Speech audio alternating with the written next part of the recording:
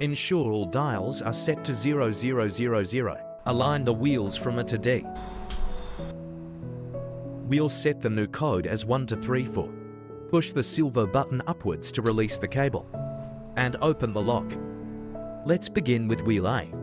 Use a pen or the cable to push the red dot in while turning the dials to 1. Move on to wheel B. Push the red dot in and set the dials to 2.